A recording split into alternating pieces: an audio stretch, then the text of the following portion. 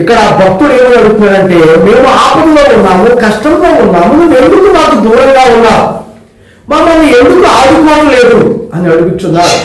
అయితే ఆయనకు ఒక విషయం అయితే తెలుసు, దేవుడు సమస్తాన్ని చూస్తున్న సంగతి గ్రహించి ఆ వ్యక్తి దేవుణ్ణి ఈ విధంగా అడుగుతున్నాడు, యెహోవా నీవెందుకు దూరముగా నిలుచున్నావు, ఆపత్కాలంలో నువ్వెందుకు దాగి ఉన్నావు అని ఆయన అడుగుతున్నాడు.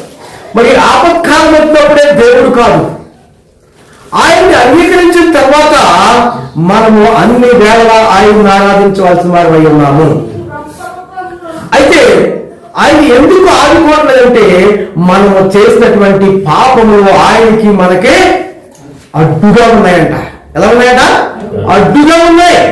ఆయన మనల్ని ఆదుకోవడానికి ఆయన అందుకే ఆలస్యము చేస్తున్నాడు. అయితే అది కానకోకుండా ఈ భక్తుడు ఏమన్నాడంటే, యెహోవా నీవెందుకు దూరముగా నిలుచున్నావు. ఎప్పుడైతే మన పాపములను అంగీకరించి మనము ఒప్పుకుని విడిచిపెడతామో వాడంట దేవుని చేత రక్షించబడతారు, ఆదుకొనబడతారు. ఎందుకంటే యెషయా గ్రంథంలో చూసినప్పుడు 53వ అధ్యాయము 58వ అధ్యాయములు మన పాపములంట ఆయనకి మనకి అడ్డుగా వచ్చి ఉన్నాయని అక్కడ మీరు మొదలుపెట్టగానే నేను వినను అని ఆయన చెప్తున్నాడు. చూడండి 58వ అధ్యాయం 3వ వచనం చదవండి.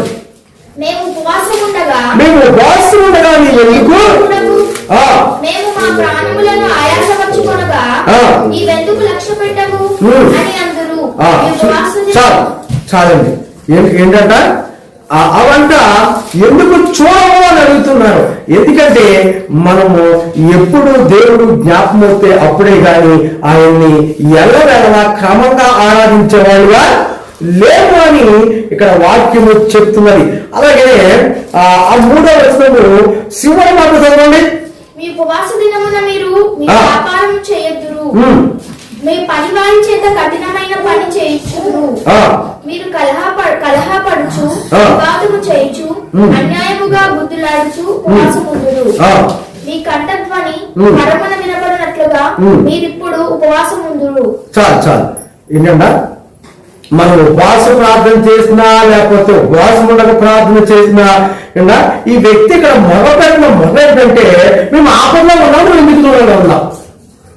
చాలా మంది కూడా దేవుడిని నమ్మి కూడా దేవుడు ఉన్నాడా, దేవుడు ఉంటే మనం రక్షించడా, మీరు సరైనటువంటి విధంగా మీరు మొదలుపెట్టేవాళ్ళుగా లేరు, సరైనటువంటి విధంగా మీరు ఆరాధించేవాళ్ళుగా లేరు.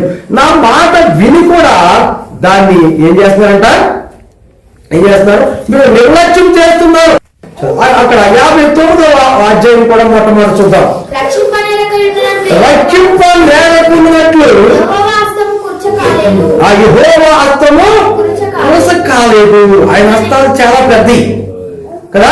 ఆయన హస్తాలు ఎంత పెద్దవి అంటే, ఆయన హస్తాలు ఎంత పెద్దవి అంటే ఆయన పాదాలంట భూమికి సరిపోయి అంట కదా.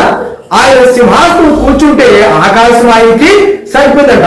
మరి ఆయన హస్తాలు ఎంత పెద్దగా ఉంటాయి, ఆయన హస్తాలు ఎంత పెద్దగా ఉంటాయి, ఆయన ఆదుకోవడానికి సమర్థుడు.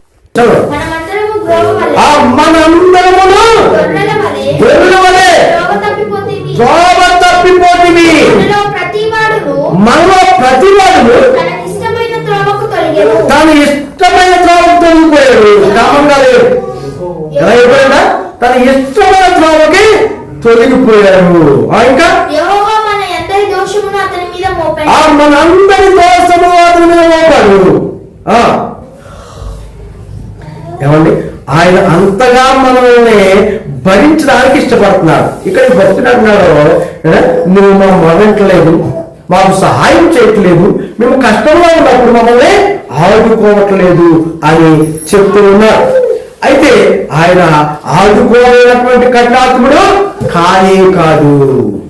ఆయన ఎవరు పవిత్రుడు, ఆయన పవిత్రుడు, మనెవరు పాపులము. ఆయన మనం పట్టుకోవడానికి ఏమంటూ వస్తాయంట, పాపములు అంటూ వస్తాయంట. ఏమంటూ వస్తాయంట, పాపములు. మీరందరూ చాలా మంచోళ్ళు.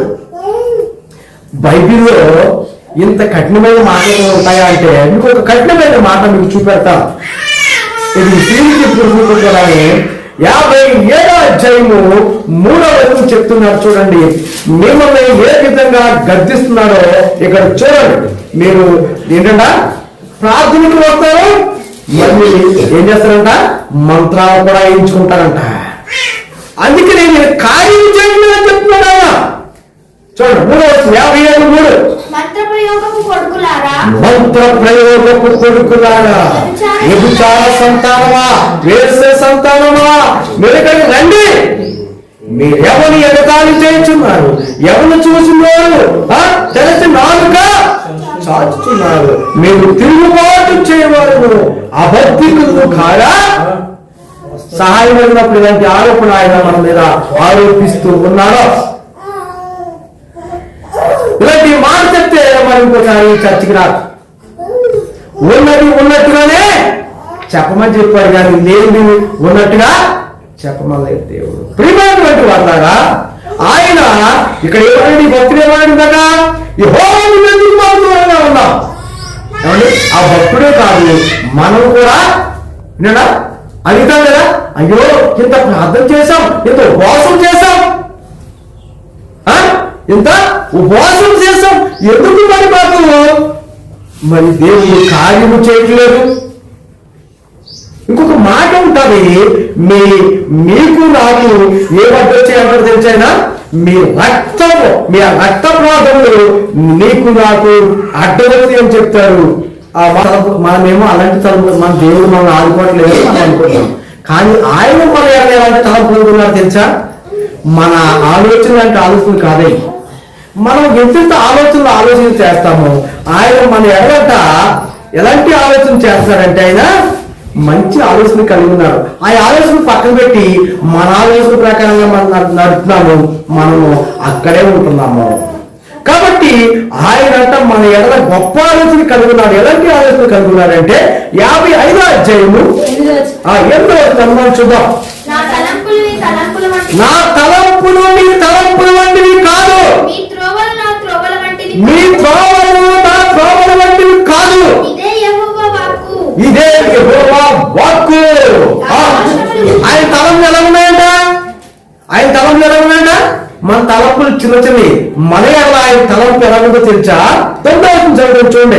ఆకాశములు భూమికి పైగా ఎంత ఎత్తుగా ఉన్నారో, మీ మార్గముల కంటే నా మార్గములు మీ తల